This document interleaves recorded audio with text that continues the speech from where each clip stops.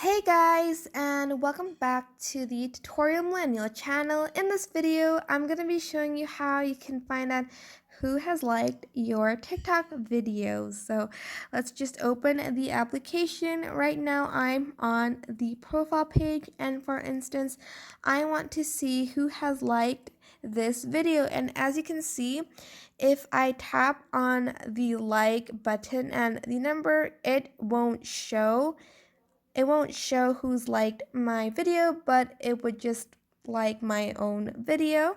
So if I just go back, let's press the back arrow on the top left screen and let's go to inbox, the inbox page. And as you can see right now, I'm on the likes page, but if you land on the all activity page, you can just go to the all activity on the very top of the page and just click on the likes tab.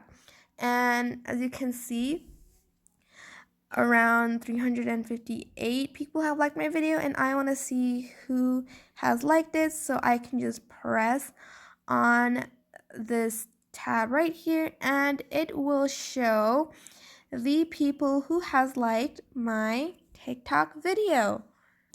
That is basically it. I hope this tutorial was helpful for you guys.